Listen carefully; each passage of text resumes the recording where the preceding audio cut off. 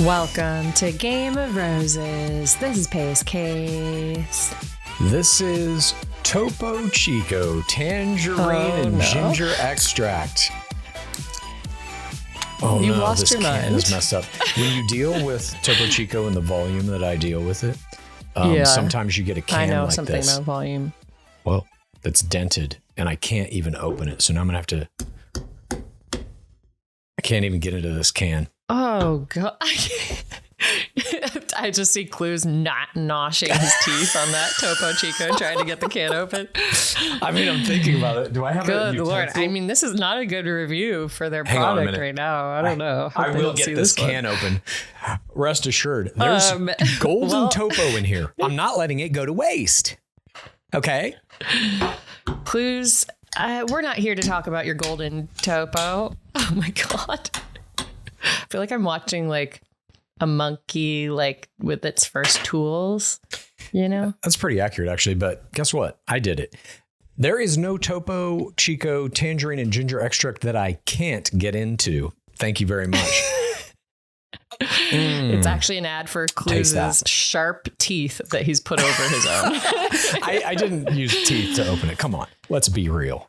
I mean, I don't know. Sorry, You'll have to go on YouTube to find out. This is BachelorClues. And today is Friday. That means this is PaceCase. This Week in Bachelor Nation. This is our last This Week in Bachelor Nation of the off season because next Monday begins night one of Grant Ellis' historic Bachelor season 29. We cannot wait to break it down, to cover it all for you.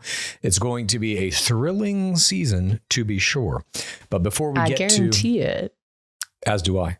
I mean, we can't really make that guarantee, but we kind of can. I feel like I can. Oh, interesting. Just vibes. Right. Before we get to the vibes, before we get to those guarantees, we do have a little bit of business today to discuss. Our watch parties are returning this coming Monday night at 33 Taps in Silver Lake. We're going to kick it off with Grant Ellis's night one. Can't wait to watch that with everybody who's going to come out. If you're in the LA area, please join us. It's always very fun to do these things. I can't wait. I'm ready to get back in the community, you know, feeling the vibes of the audience who are watching. Yeah. Not to say that Joan's season didn't have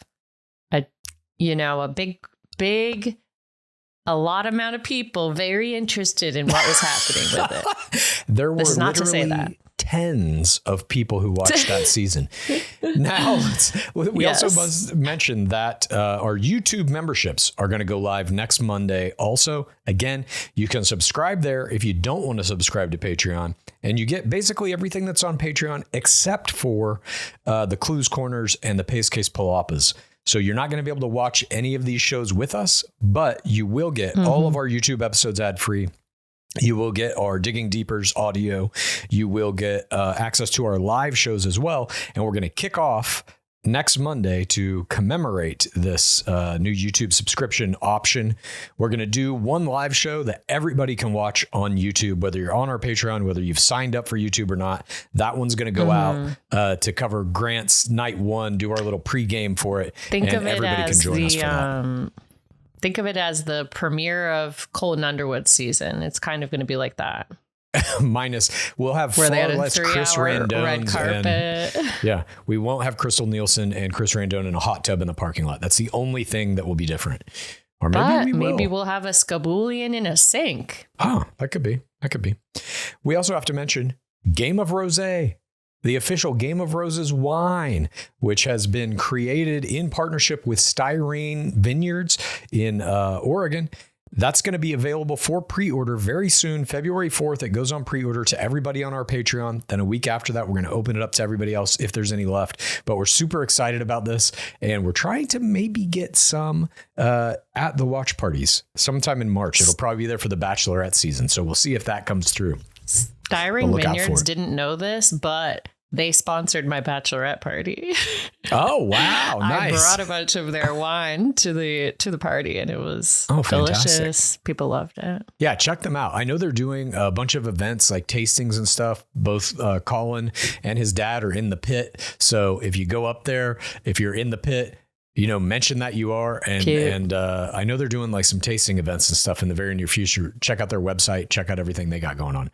And we also have to mention that our website, gameofroses.co, is currently down. So don't go there. I feel like we should have put that in the middle somewhere. Bad news. Yeah, exactly. Look, the website, we don't know. It's probably the deep state again. But it'll be up and running. And we'll have it back up soon enough. But right now it's down. So don't think about it. Everything's fine. Now, don't think about it. Let's move on, PaceCase, to begin this week in Bachelor Nation with Game of Roses. State of the game. All right, we are, as of recording this, about 72 hours away from Grant Ellis's Bachelor Season 29 premiere. What does this season have to do right to get the franchise back on track after the disaster that was Jen Tran's Bachelorette Season 21 finale, which led then into, I don't think it was a disaster in terms of production, Golden Bachelorette Season 1, but certainly in terms of ratings it was. It was a massive disappointment, I think. And in terms of beds. Yeah, not enough beds, not enough people watching. Those were the two things they needed more of. But ultimately, I think it has a lot to do with how Jen Tran's season ended with the Devin Strader controversy and the choice made by producers who are still very much in charge of the franchise to have Jen Tran sit there and watch back her proposal footage after she had already done the hot seat with Devin. Those same people are in charge of that Grant's decision. Season.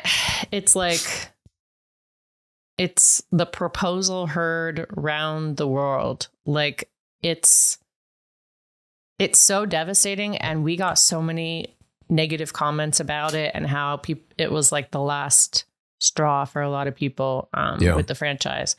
So it has a lot to do to win back, but I think it absolutely can. I think that word of mouth is essential in these dating game shows, and I think you can get anyone who's watching any reality dating show to watch it if they hear from a friend, hey, this Grant season is really good. I 100% guess who they're going to hear that from? Me. Because I 100% guarantee it's going to be a good season. You're personally holding the franchise hostage. I will tell all of my friends to watch it if it's good. I'm going to get them to come to the watch parties. Yeah. I have no capability to get any of my friends to watch it. I have tried What do you mean? One of your friends comes to every watch party. Oh, you're right. Josh Thorpe. Thank you. Shout out to Josh Thorpe. Josh. My one friend who indulges my strange behaviors. That's all you really need. That's true. That's a community. Two people. I guess I am getting a man who's approaching 50 years old to watch The Bachelor. That counts for like 10. You're being ageist against your friends now? What is going on? And against myself. I'm approaching the same age rapidly, as we know. You want some younger friends. I'm just saying we're not the target demo. I'm not sure that me and my buddy watching The Bachelor do anything for the actual ratings, the demographic ratings. In fact, I know they don't. That's a mistake. We're far out of the demo. Because people still change their mind and attach to brands late in life. Look at you and Topo. That's true. That's a golden relationship. You find something you love, you're going to stick with it. But this is kind of what I'm hoping for this season. I really want The Bachelor to return to its former glory, and it hasn't been there for a long time. I would argue Pilot Pete's season 24 of The Bachelor, which aired in 2019, it aired in January of 2020, but was shot in 2019. I would argue that season was like the last really great season that was kind of in that upswing. What about Grazie? What's that? What about Grazie Day? Grazie was a great season for sure, but it's a comeback, kind of like clawing back relevance type season. We aren't in that heyday where like you could count on it. Every season was going to knock it out of the park. The players were going to be good. The lead was going to be either good or bad, but entertaining, certainly. And I think we're trying to get back to that. There has been damage done to the franchise through the bubble seasons. Certainly. You had leads like... And it didn't have as much competition. From Absolutely. Love Island, etc. Love is Blind didn't exist back then. Love is Blind has only existed for 5 years. And in those 5 years, it has been very detrimental to the franchise, to our beloved game. That dilutes the cast and the audience. Absolutely. But I also think it's not just about the cast specifically. If you look back at the seasons of Bachelor 26 and 27, respectively, we're talking about Clayton Echard. We're talking about Zach Shallcross. Both of these guys were cast, I think, because they thought they would be easy to manipulate. And Clayton Echard's season started out clearly because, or started out on the note of making him look like a fool. They had him reading these bad tweets about himself after the final rose of the prior Bachelorette season, starting out on a note of, this guy is dumb. You shouldn't like him. We don't like him.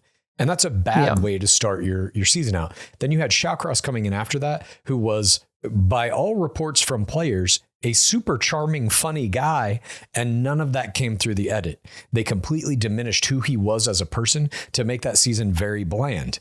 And he still is together with his roommate. Yeah, exactly. Look at how they did the shower shots in that season.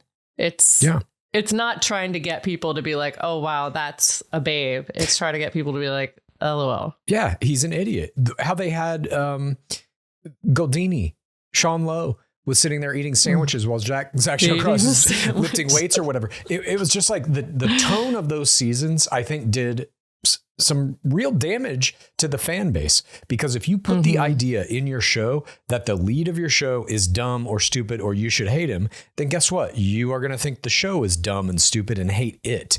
And I think that happened. Because that's the POV of the show. It's this person's love journey. That's who you're supposed to identify with and root for. Exactly. And so I'm hoping that they do that with Grant, that the corner has been turned, that they saw how to do it with Grazi. He was kind of the new blueprint. This is how to make a season with a lead that you like, that you care about the outcome, with players that you like, some of whom even are villains that you like Maria Georges. They were going to make Maria Georges the Bachelorette. She was a villain. That's exactly what they need to be doing. She was a villain. That was Jerry Seinfeld. Yeah, she was a villain. What's with all these reality shows making villains fun again? Thank you very much. When you get a little topo in you, you can do anything.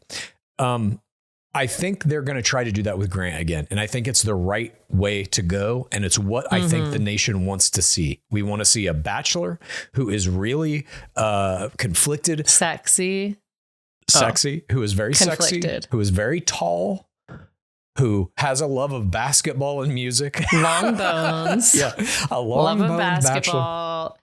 Tier king, emotionally intelligent, perhaps. Yeah. Time will tell. I think they have to protect him.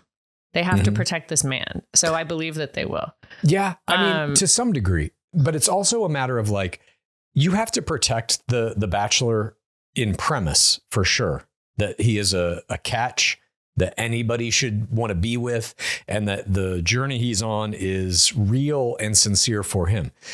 When it comes to the end, I mean Grant specifically. But as the second Black Bachelor after Matt James, they have to do this right. They have to do it right. They cannot do what they did with Matt James. Oh, no, of course not. That was absurd. What they did to Matt James was absurd. And we'll get to some news about him and Rachael Kirkconnell when we get to Bachelor Nation news. But no. I'm sorry, we must. No, we're not reporting it. It's the news. We must. We're not reporting it, Clues. We are. I'm manifesting. Sorry. It's the first thing about Bachelor Nation news. But I will say this. The producers are under no obligation to protect him from himself. If he makes choices in the context of the game, of the process, he may have to answer for them if they're not good. You know what I mean?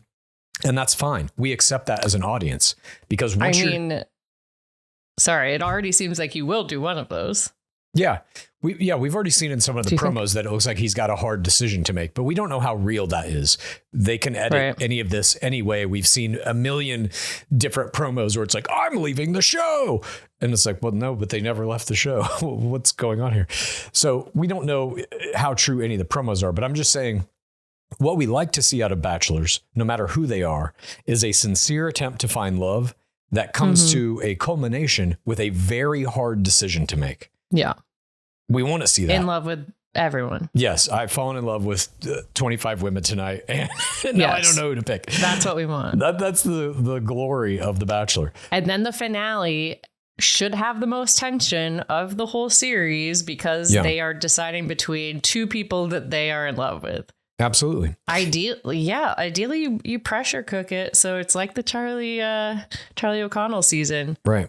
Where he couldn't make a decision and forced them to let him keep dating until after the final rose. Yeah. Iconic. And if you find yourself, producers, in this quandary where you think, well, there's just not enough drama heading into the finale or the fantasy suites, any of the playoff rounds, and you feel like you need to concoct a false situation, a la Kelsey Anderson delivering the note under Joey Graziede's door that says, we need to talk, just so she could be like, well, I love talking to you. That's all I wanted to do. Don't do it. That out. Don't do it. And if you've done it, if you've already shot it, don't put it in the edit. Do not do that. It invalidates the realism of what you're trying to construct. You need to make these relationships feel real. You need to never imply that producers are forcing the hand of any of these players, especially in a late phase of the game, to do something specifically and only to drum up, in quotes, drama, because it doesn't work. We see through it at this point. This show has been on the air for 29 seasons now. All of these other shows also exist. There are countless articles and YouTube videos coming out from all the players of all these shows talking about producer manipulations, how all of it's fake. We can smell that shit, and it makes it immediately bad. Do not include these things in the edit. If you've already shot them, hopefully you haven't. Please, hopefully you haven't. If you've ADR'd certain sentences together in a way that is going to cause my ears to explode, please undo that. Just don't do it. Just use AI. You can make it sound great. You can trick us all with a little bit of effort. Just call Clues and he will fix it for you through his entities. Exactly. But I really do think that this season of the franchise is one of the most crucial that we've ever encountered, because they are coming off the heels of like what was really a terrible and disastrous kind of end of the season last year with that end of Jen Tran's season into the Golden Bachelorette. There are a lot of people who wrote this franchise off because of those decisions made by producers. You now have the opportunity to get them back, because lifelong Bachelor fans who wrote off the franchise because of that stuff, they're seeing the commercials, they're seeing the billboards, and they're like, well, maybe I'll give this another shot. Maybe. And you got to make that worth their while. Parasocial gaze, maybe.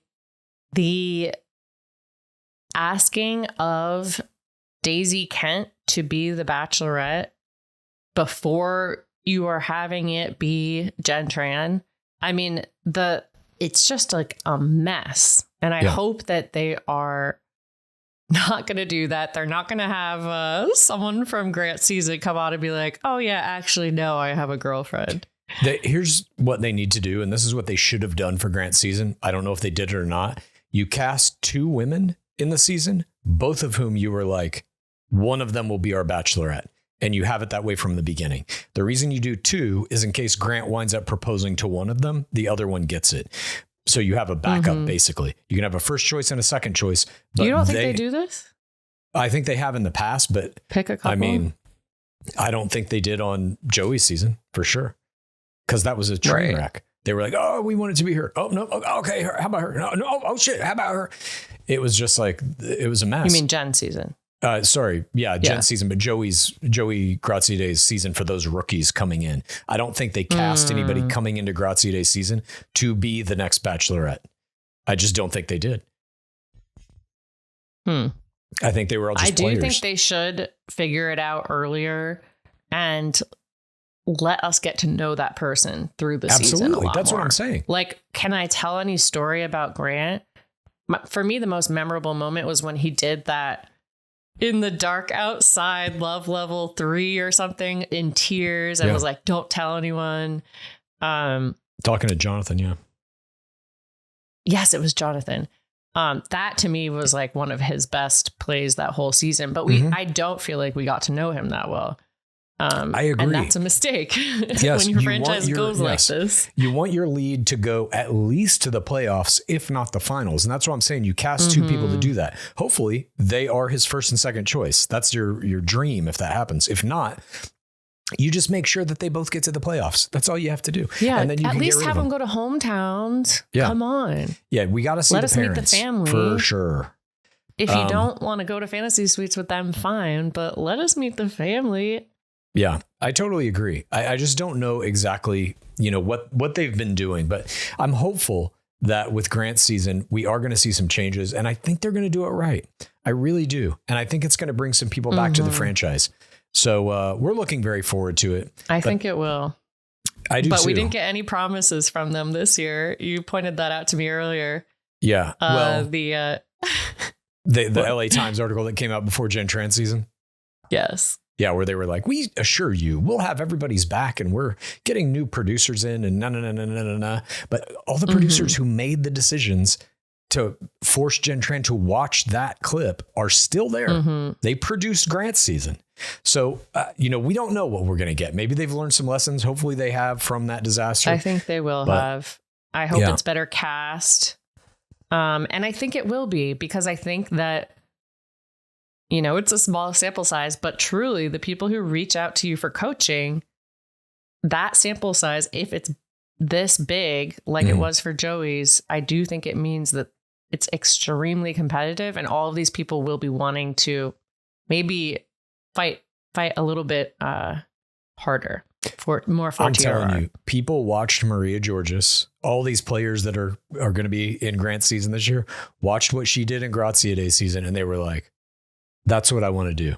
I want to blow up out of the show and go on Call Her Daddy. I want to go on and Call be Her hanging Daddy. out with Harry Jowsey and shit. They all thought that, and I can't wait to see that this season. So that's kind of where we are with State of the Game. An all-important season is about to launch on Monday. We're going to cover every second of it here on Game of Roses.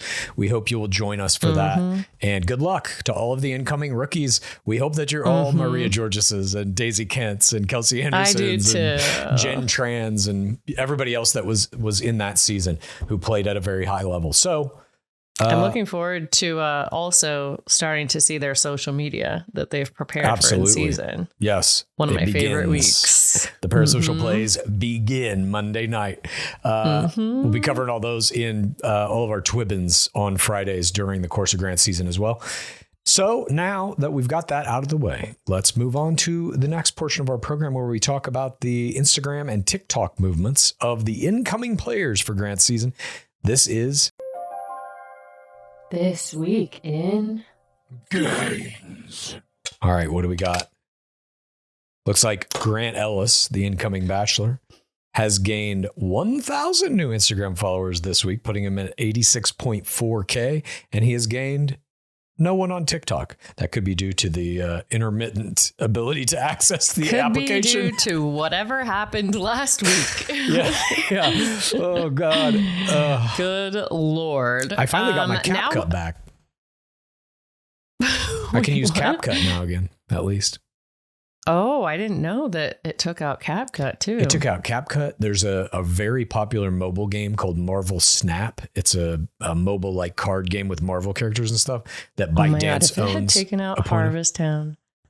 Exactly. I play Marvel Snap from time to time, and I was like, well, I guess not now. I guess no more. Yeah.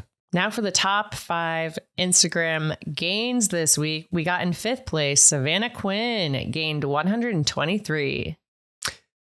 Nice. These numbers are going to get way bigger during the season, by the way. In 4th place, we've got Allie Jo Hinks from Manalapan, New Jersey, gaining 140.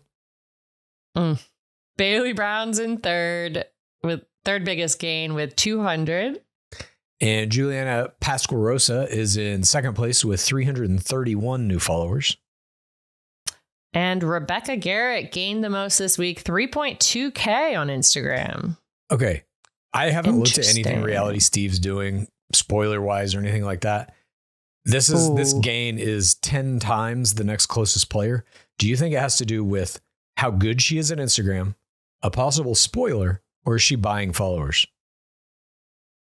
These are really good, interesting questions. I feel so innocent that I was like, oh, she must have done a good parasocial play I missed.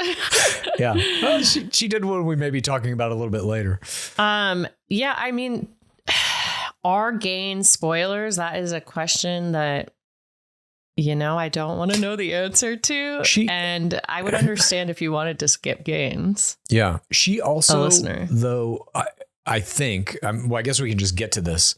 I believe she's got a giant Instagram number as like the biggest one incoming. When you have the most followers, you tend to gain the most. Yeah. It's always like percentages. Bringing us to our top 5 chart. Our 5th place on Instagram is Parisa Shifta with 11.7K. We got everyone in the 10K club. Love that. Bailey Brown's in 4th place with 12.4K. Alicia Gupta is in 3rd place with 14.3K. Carolina Quijano is in 2nd place with 16.8K. And that top spot is Rebecca Garrett with 34.5K in 1st. So she's showing, what is that, about a 8 or 9% growth? That's really good. Yeah. No, congrats. Good week for Rebecca. It really was. For some reason. Yeah, we don't know what it is. Now let's move on to the TikTok gains. This week, we've got Allie Jo Hinks in 5th place with an additional 33 TikTok followers. Ooh, we got 4th place. Alexa Godin gained 66 TikTok followers. Serafina Watkins is in 3rd place with a brand new 80 TikTok followers. Checking her out. Pretty easy to get on this chart. Yeah. It's an open field. Radhika Gupta gained the 2nd most with 82. And Rebecca Garrett gained the most with 607 new followers. Interesting. Gained the most on TikTok and Instagram. Yeah. And then the overall TikTok chart, we've got Rose Somke in 5th place with 3,579 followers. 4th place, Carolina Quijano with 11.7K. 3rd place is Christina Smith with 12.3K. 2nd place, Bailey Brown with 17.7K. And in 1st place is Alicia Gupta with 24.1. So that's interesting. Rebecca Garrett seems to be crushing everything except TikTok. She's not even in the top 5. Maybe that'll change as the season goes on. We shall see. But that wraps up games in season, which starts next week again. We will also be covering the show's ratings during the gains segment. And that will be very telling in terms of how is this season measuring up against Joey Graziode's season, against Jen Tran's season, against Golden Bachelorette season 1. It better do better than that, or we're in trouble. We're all in trouble. Let's clues move on. When now. we were working on Bad Judge, we were watching the cancellation bear that was like, it was a thing online that was telling you the ratings. And now you have become my cancellation bear for The Bachelor. I am. I don't think The Bachelor's getting canceled. Like, what would have to happen for The Bachelor to get canceled? No, I don't think so either. ABC would have to basically go off the air, I think. It would have to all go to streaming. And then I think The Bachelor winds up on, what is HBO now? Max. It winds up on Max, ultimately. They'd have to I thought they were going back to HBO.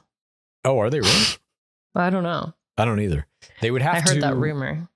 Bleed out their deal with Hulu, which is where it is now, because there's all these intermingled deals between Warner Brothers and Disney and Hulu and whatever.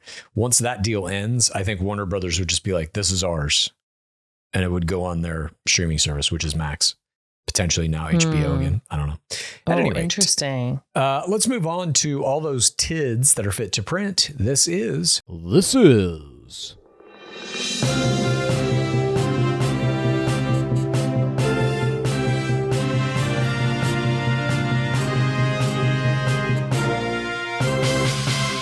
Bachelor Nation News. Up first in Bachelor Nation news, we are all still adjusting to life in a post-Matt James and Rachael Kirkconnell world as we sift through the bits and pieces of online evidence trying to make sense of the abrupt breakup that rocked the nation. Here's what we know so far. James and Kirkconnell appeared to be a happy couple, with James posting couples content merely hours before dropping his Christian-themed breakup post, which led the nation to collectively wonder if he had been hacked or if perhaps he was trolling his followers. But a week later, the breakup has been confirmed and several theories have emerged about the possible reason. According to the U.S. Sun, Kirkconnell was the one who laid the groundwork for the split by issuing James an ultimatum about moving their relationship forward with an engagement by the end of last year, which never happened. Kirkconnell herself has given some subtle indication that James' decision to post the breakup news was a shock to her at the very least, as she liked a comment that read, "The more I'm thinking about it, the more I think he completely blindsided her with this." I love that we're getting this news through likes of comments. What else can it be? I know. Look, if you're her, I know, and you're sitting there, you see this fucking thing come out. It's like, oh my God, how do I respond? What do I say? You're reading how people are reacting to it. Exactly. I think that's coming. The only soon. Option. I think we'll see that very soon. But she knows if she likes a post, that's going to get seen by the nation and written about, at least on Reddit and stuff. Other theories have emerged that pointed to the possibility of James having cheated on the skydiving accident survivor. The theories were seemingly corroborated by Kirkconnell when she posted a TikTok about cheating after the breakup. It was a repost about helping a friend after their partner cheated. But the timing of the post had much of the nation thinking it was aimed at James, who has yet to comment specifically about the reason for the split.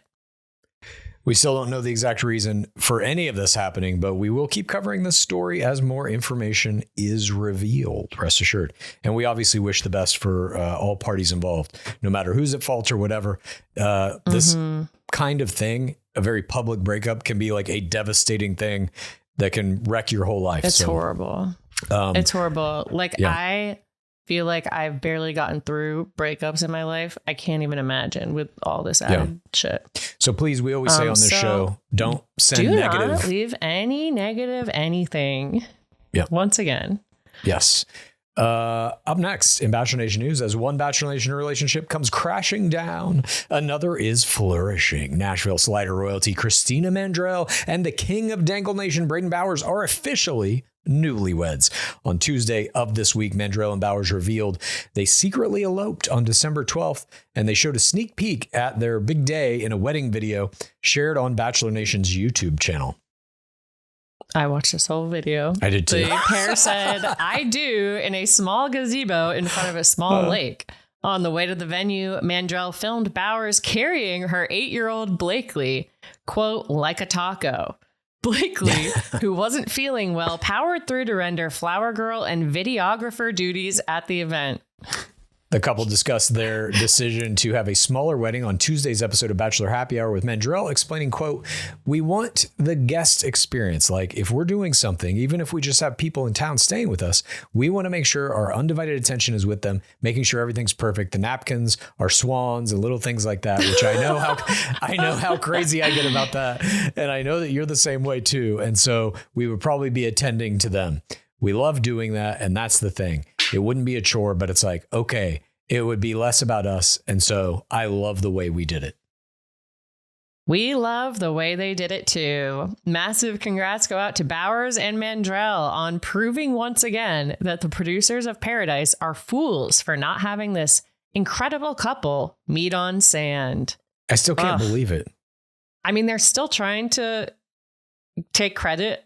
You know, This is on Bachelor Nation's YouTube. Yeah.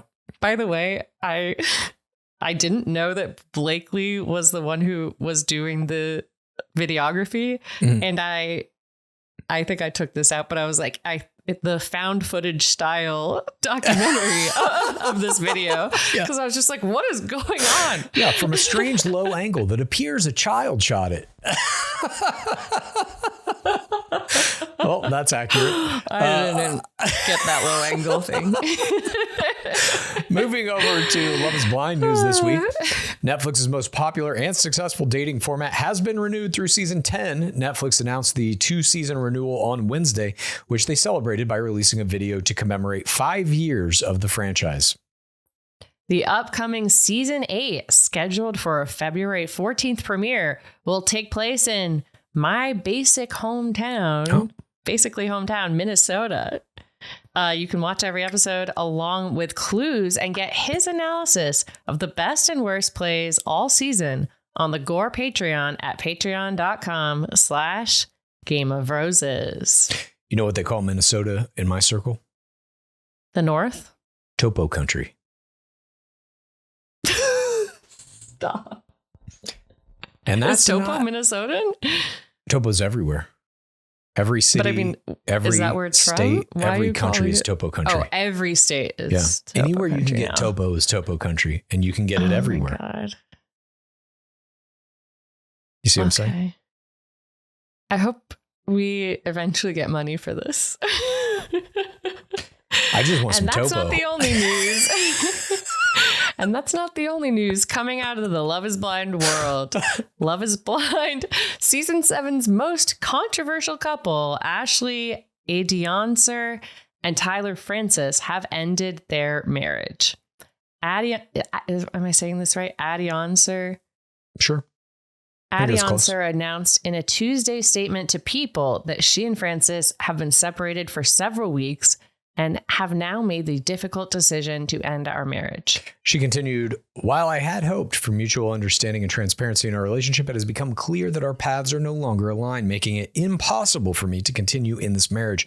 This was not a decision I made lightly, but one I know is necessary for my own growth and peace. While this chapter is ending, I will always hold respect for the time and love we shared. I kindly ask for privacy during this deeply personal time as I focus on healing and building a new future. Thank you for your understanding and support.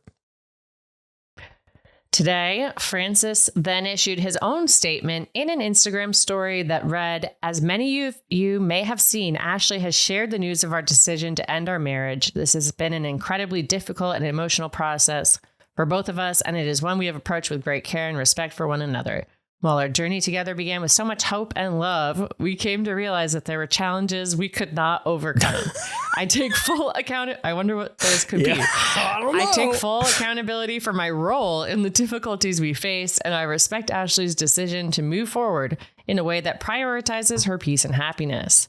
Ashley is an incredible woman, and I have nothing but admiration and gratitude for the love and support she has given me. I ask for kindness and understanding as we both move forward separately, focusing on healing and growth. Thank you to everyone who has been a part of our journey. Tyler Francis. There is speculation that Tyler's decision to lie about the nature of his relationship with his children might have been a significant contributing factor to Adonsier's final decision to end things. Again, just like with Matt James and Rachael Kirkconnell, we wish them both well on this next chapter in their lives. And maybe we'll see one or both of them on Perfect Match, season 4. What do you think? Ooh, love it. Honestly, I think Rachael would be a great bachelorette. Kirkconnell? Maybe too controversial. Yeah, I don't know. I mean, I just don't think they go back that deep, you know? I just don't think they go back that deep. I think they got to take somebody from this new season. I really view... I think they will. Yeah, From 2025 to me is like almost a reset of the whole franchise. It's going to be the first time you get this paradise, which is going to have access to this new kind of player pool. Do you reach back into the prior seasons? They probably will. Well, I mean, we did that whole episode about how to save paradise. I just don't think they should cast anybody that's not from 2025. Make it completely But new, what if completely they're fresh. A big player. Like who? Popeye? You think they're going to get Pilot Pete to come into I'm just Bachelor saying if Paradise they season did. 10?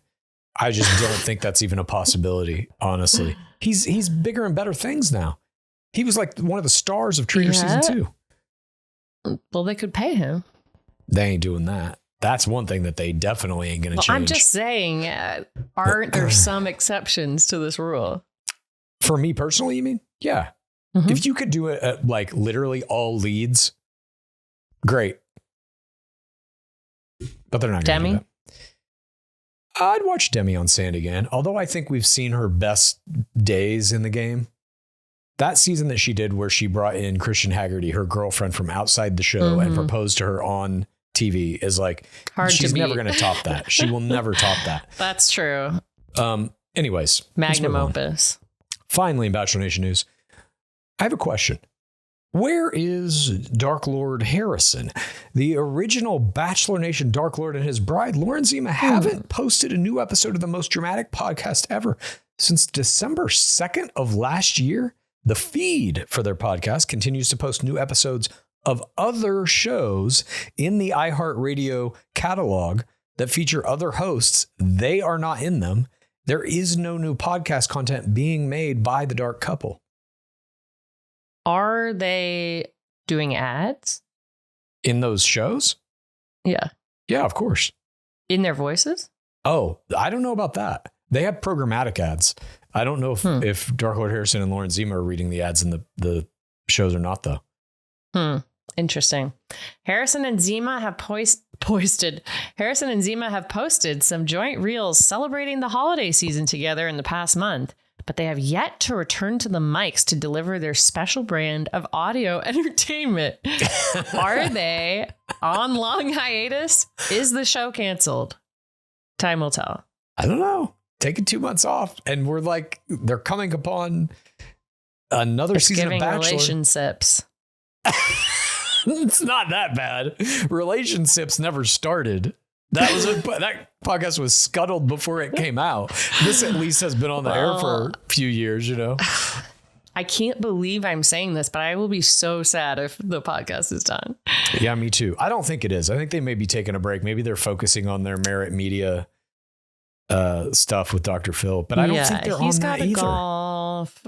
I really thought he'd come back for Bachelor season. Maybe he's going to try to make a run for... That will be his surprise on Monday. Senior PGA Tour. Maybe. They should get him to host a group Maybe date. That's it. Where you have to do like an interview on TV or something. Today, we're going to do a date to see how good you are at being interviewed on TV. They bring out Rachael Lindsay. Is ever going to go back on the franchise? No way. Absolutely not. No, never. Yeah. I'm just kidding. These are my jokes. Oh. That's my special brand of audio entertainment. I love let's your move on. Special brand of audio entertainment, Clues. It's the most special brand there is. Let's move on now to discussing all of the plays our favorite players are making off the field and on their telephones in that parasocial world. This is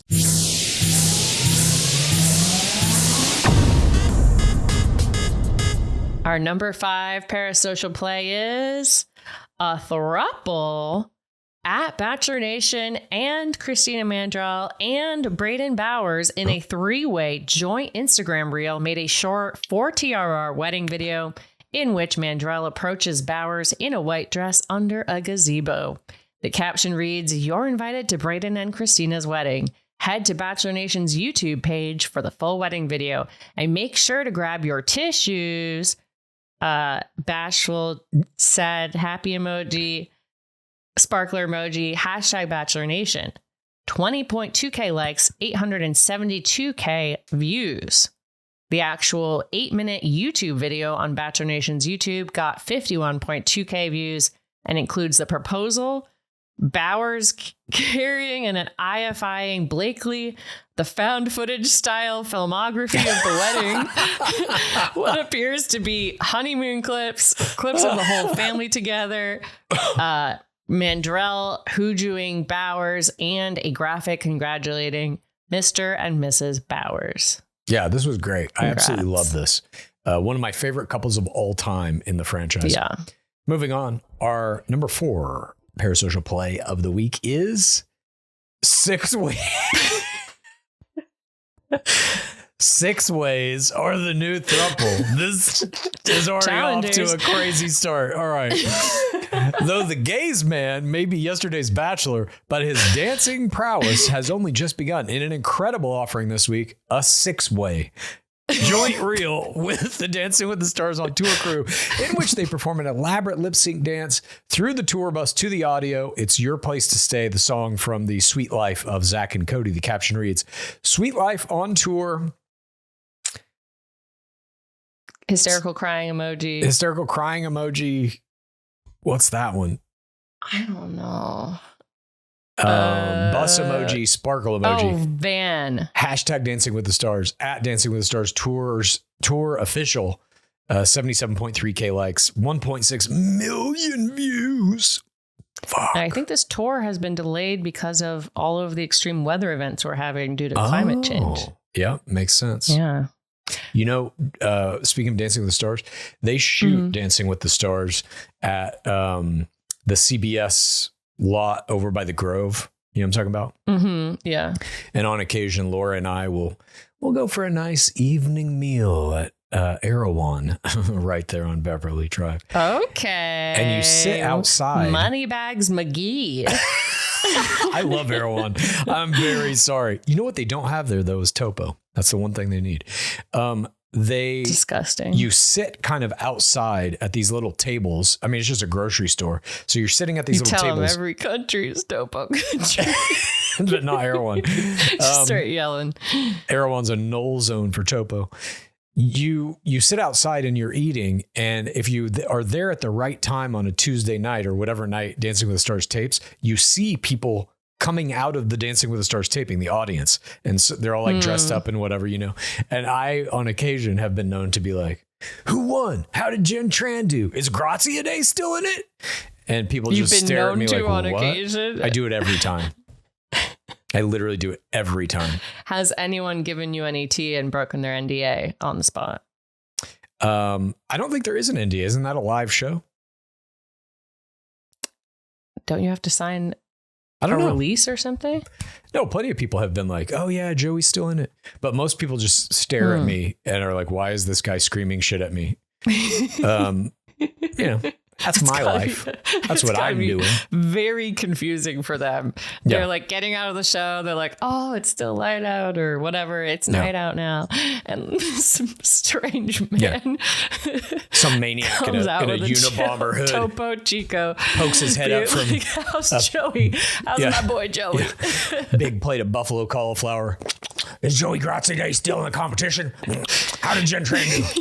What's she get? Like what's her scores? Villain in Snow White with that on.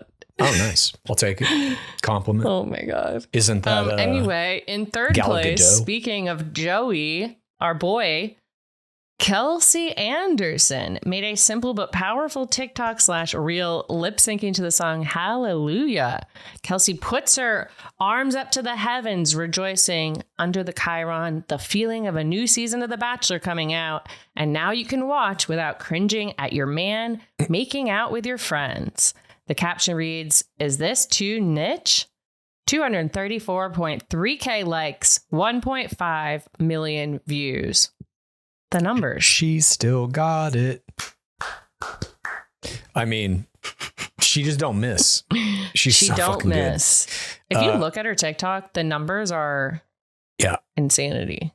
Very good. Coming in at second place in our Parasocial Plays of the Week, we got that Tropical Royale. Becca Kufrin and Thomas Jacobs.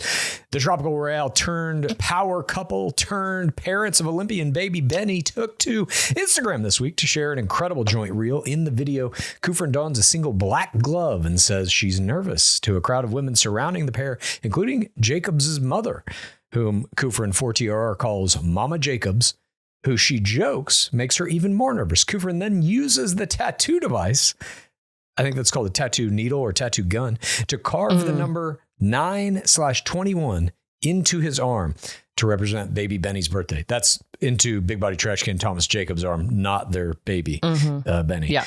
An off-camera voice declares... Adult man. An off-camera voice declares... Big Body Trash Can. It's her worst handwriting of all time. The caption reads... No regrets, RAGRETS. Would you let your significant other give you a tattoo? Voluntary nudity player and BIP ring winner Kenny Brash commented, quote, slightly upset that B got to tat you before me. Is he an amateur tattoo artist? I don't know. News to us. 19.6K likes, 1.2 million views. Talk about brand deals. This reminds me, on the current season of 90 Day The Other Way, I believe, this dude is dating a woman in the Philippines, and he tells her, give me a tattoo, but not with a tattoo machine. Like she's with like tapping this thing with like ink, and it's obviously terrible, just a fucking mess. It's so funny. It's so funny. Oh God. I highly recommend. They do joke in this video that it's the worst way she's written it, and Thomas goes, it's the worst, but it's perfect. Yeah. He's so 4TRR. That's disgusting. Yeah, he played a great game that season on Paradise. I mean, I never saw that coming. Big Body Trash Can Thomas Jacobs winds up with the Becca Kufrin. Holy God. Wanted to be the Bachelor. Ended up Too tall. Ring winner. Too tall. Too tall. Couldn't fit in the doorway of the mansion. Villain at it. All of these were strong plays, but there can only be one winner. Our parasocial play of the week goes to the Golden Godmother, Susan Knowles. The Bachelor Happy Hour co-host attended the Eagles versus Chiefs NFL game with none other than Donna Kelsey. Kelsey is the mother of podcasters Travis and Jason and Kylie Kelsey. Knowles made an incredible Instagram main grid post and stories, posting photos and videos from the Kansas City Chiefs game, where she and Donna Kelsey, aka the civilian football Sweetnums, watched Travis Kelsey play from a luxury box. The event was part of a SponCon partnership with Thrive at 50 Plus, an organization promoting awareness about shingles risks for individuals aged 50 and older. Susan and Donna glammed up for the occasion and participated in an online trivia game. The caption reads, "Game day, Kansas City, baby," with Donna. #Knowles, #Kelsey, #game day, #moms. The post also revealed that actress Brooke Shields joined them at the game, adding even more celebrity gravitas to the day. 16.7K likes. Damn. Am I crazy? Did the Chiefs play the Eagles? I don't know.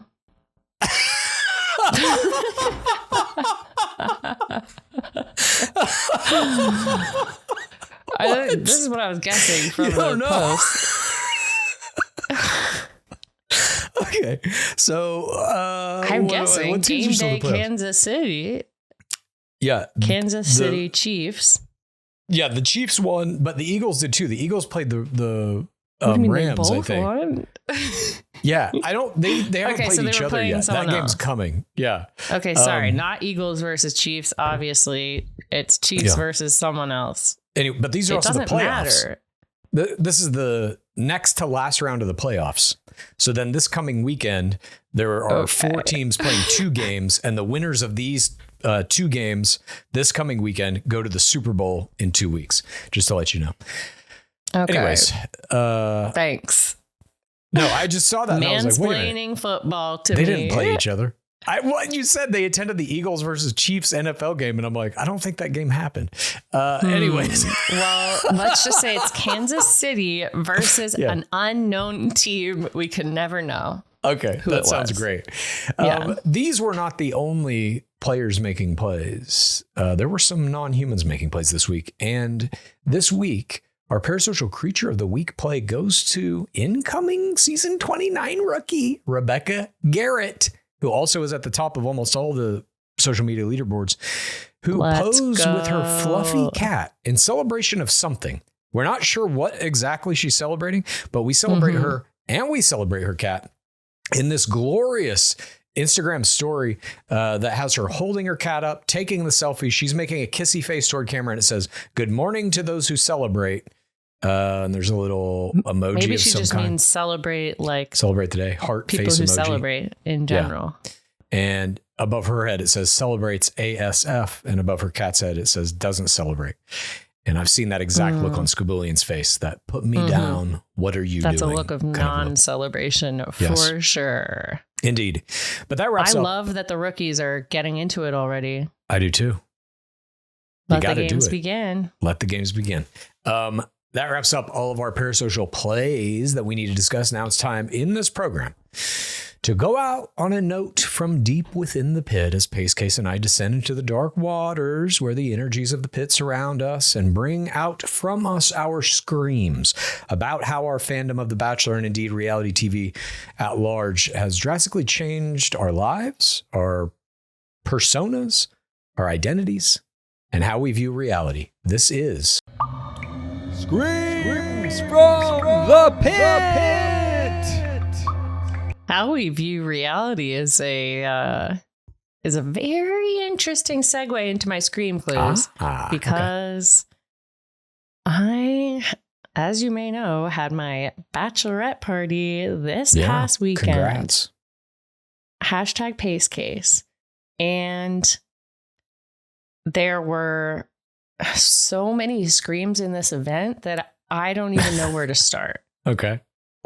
on the TVs, there were a lot of TVs around this Airbnb my friends and I stayed at in like Palm Springs area.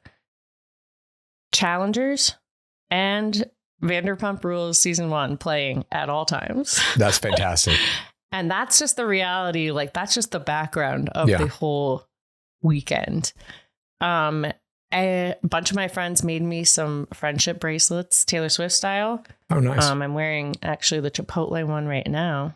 Beautiful. Chipotle sponsor me. And one of them said Bachelor. One of them said Chad. Okay. That one fell apart already. Sorry.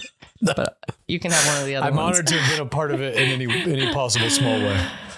There were just so many Bachelor references as just one of the main things that were celebrated about me this weekend. It was beautiful. I loved it. That's fantastic. Mm-hmm. My scream is perhaps a little more dire, not a celebration, but a sobering moment when I faced death. I was driving back from the gym and I looked up and I saw... Is this recent? A couple days ago. Okay. I looked up and I saw a billboard. I saw Grant Ellis's beautiful smiling visage gazing down upon the Los Angelinos, myself included. And I thought, I got to get a picture of that. And I had to get that picture so bad that I almost crashed my car into a light post. You can see both the light posts in this picture, as well as the picture I took, which is terrible, by the way. The picture is utterly trash, unusable.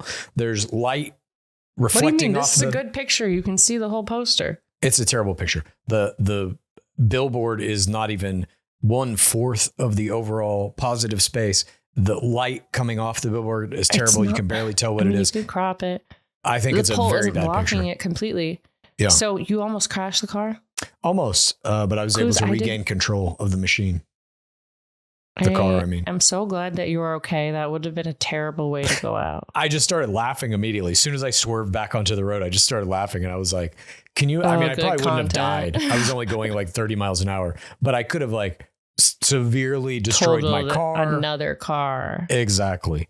And that would And then you would own even more cars. Yeah. I'd have to go to my 3rd Prius. Or actually, I guess it'd be my 4th. I had a Prius before. You'd have to go Ferrari after that. There's a certain order you have to do. Hey, I'm not making Grant Ellis money, okay? I don't think I can handle the Ferrari, but that's my scream. I almost died in service of getting this terrible picture. And Clues, I almost died getting something this weekend also. What was that? On my phone. There was a really scary sign that some people were hanging on this overpass as I was driving to Palm Springs. Okay. It said there were some American flags above it. 3 days till it says the T word, but I'm going to say 45 is back. Payback's coming. Jesus, payback. Haunting. So I took a video of this. It's terrible. You can see like half the sign, but yeah, that is frightening. Well, I'm glad you survived it. And I'm glad I survived it. And I still lament not getting a better picture. I'll probably take one at some point. I just like taking pictures of the billboards. I like seeing the smiling faces of the leads gazing down over the city. I just enjoy it. Yeah. Do they have them in other cities? Sound off in the comments. Or is it just LA? Yeah. If you got pictures, Bachelor posters. Billboards, Bachelor we're not even talking about posters. It's got to be a billboard. If you got a Bachelor billboard, take a picture of it. Tag us in the posters. Tag us in it, please. I'd love to see those. I want to see the posters too. Everybody got bus tag stops. them or sound off in the YouTube comments what city you see them in. I'm very curious. And how big are they? Like, is this in Times Square? Is there a giant Grant Ellis head overlooking Times Square? I'd like to see that. I hope that is a thing. If you listen to this program with any regularity, you know that PaceCase and I are not the only ones deep down at the bottom of the pit screaming our lungs out. No. everyone else is doing it too. And if you would like to submit your scream to be played right here, just like the one we're about to listen to, all you got to do is go to patreon.com/Game of Roses. Join us in the bottom of the pit. You get access to our Discord. In that Discord is a channel called Submit Your Screams. You upload a 1 minute or shorter audio or video clip. Oh, Here today, we have one from like Jeopardy. How's that? Nobody who's submitting audio and video clips to Jeopardy. What's going on here? I'm very confused. Well, just like, you know how they play video clips. Yeah. Jeopardy played the Eagles this weekend. But imagine they're screaming instead of asking the questions. Yeah. I'm sure Ken Jennings is like, let's go to the video clue. And it's somebody being like, I almost died trying to get a picture of a billboard of Grant Ellis. All three contestants are just what? Except it's me. And I'm like, what is a daily occurrence? All right. Someone in my Pokemon Go group got a flat tire playing Pokemon Go driving. I got my car. Don't do it. Don't go and drive. I was playing Pokemon Go. This was in its heyday. God. Me and a friend of mine. It's still in its heyday. I park at a meter on a street. Like we're fully parked, just like battling a gym. And some car just blows by and tears off my rearview mirror on my side, on the driver's side. You mean the door mirror? Yeah. Isn't that nuts? Whoa. And did they drive away? Oh, yes. Very fast. Yeah. And I had to get it replaced. A couple $100. Here we go. This is the screen that comes to us today from COSID-19. Are you ready to listen to this? Let's go. Here we go. Hello, PaceCase and Clues. I'm a proud member of the Nashville Sliders, home to many star players of our beloved game. I have long hoped to run into a Bachelor player in public and only did once when I attended a spin class taught by Connor the Catman B several years ago. Until now. The other day I was working at a local coffee shop and glanced up to see a woman with long brown hair standing in front of me. When I realized she was pregnant, I knew who it was that stood before me. None other than the Madison Pruitt Trout, wife of billionaire Grant Trizzy Trout. I froze in utter shock as Maddie got her coffee and walked out the door before I could say a word. I spent the next several minutes pondering what I could have asked her, such as what inspired your infamous Fantasy Suite PVC ultimatum play? Or when do you plan to open a megachurch with your $1 billion fortune? And did you ever receive a toilet plunger on your wedding registry from one Game of Roses podcast? I can only hope to cross paths with her again in the future to seek answers to these questions and more. Praise be our beloved game.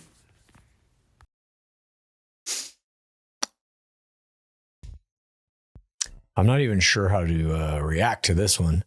That is you just saw a biblical figure. The Antichrist. With pregnant with the Antichrist. Yes. This one is, to me, sincerely terrifying and sincerely awe-inspiring. We talk a lot on this very podcast about how your attitude, the way you observe the world can affect what happens to you in it. And once you are in the pit, you will start to notice things exactly like this. You are going about your life, and all of a sudden, Bachelor players are coming this way and that way through it. It's just what happens. And here we have especially Madison if you live Pruitt. In slider country, or LA Icon territory. Or New York, or Chicago, or San Diego, anywhere that these players frequent. Obviously, your odds of it are going to be higher. But somebody like this, Madison Pruitt, in the final days of her pregnancy, that baby is going to be among us very soon, going to get coffee. I mean, I can't imagine what that experience must have been like. If I ever saw her in person, I don't know how it would affect me. I don't think I even thought she was real until this moment. Yeah. I'm like, oh, wait, you could see her in person. That's a real thing. She's too real. That's why. I mean, if you go to one of those churches in Nashville, your odds of seeing her deliver a sermon to you are probably high, honestly. But this is absolutely fantastic. I couldn't be happier for you that you have laid eyes on this living legend, one of the greatest players we've ever seen, who has then parlayed her status in game to marry a billionaire and now potentially usher in Armageddon. Hats off to you for witnessing this in the wild. Madison Pruitt. I think the ushering has started. Yeah. I mean, that is just I mean, that's one of the biggest gets you can get. Maddie Prue, Clues' #1 parasocial relationship. Yeah. And It's I think the beautiful most and- terrifying player of all time. By the way, those few questions you came up with were so good. Mm-hmm. Perfect. I would have loved it if you would have come up and said, how did you like the black rubber toilet plunger that Game of Roses gave you? Stop. And then don't even wait for her to Now I'm answer. just picturing vanish. you yelling this at the Dancing with the Stars people. Yeah.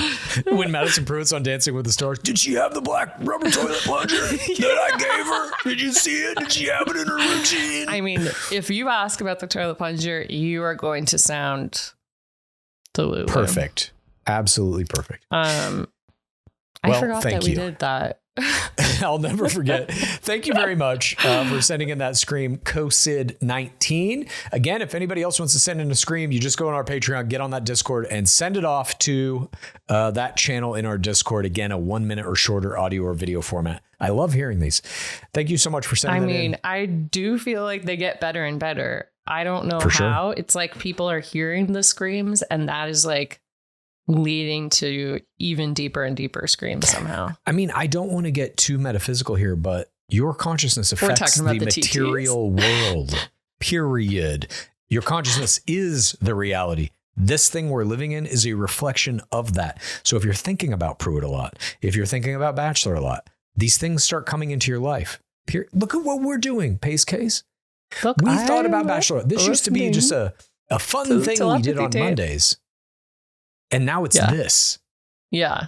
This has come from our minds. Wild. I agree. Well, this has for sure come from our minds. Mm-hmm. I know that 99% sure. Indeed. And I'm ready to put some more of it into my mind Monday night with Grant Ellis's Night 1. God, I can't wait. We hope you'll join us for all of the coverage of that and come out to our watch parties if you happen to be in Los Angeles. Again, 33 Taps in Silver Lake. We will be there. And what else we got? The feeling I have before a Bachelor Night 1 is one of my favorite feelings of the whole year. Mm-hmm. I agree. It's Not like the Christmas, best, the Super Bowl, birthday, and getting a fresh Topo Chico tangerine and ginger extract Jesus all rolled into one. Christ. Ah, Wowee. Bring your topos to your 6-way. Praise be Dark Lord Palmer. Please rate this podcast. Please review this podcast. Please get a friend to listen to us. And then please rate this podcast. Please review this podcast.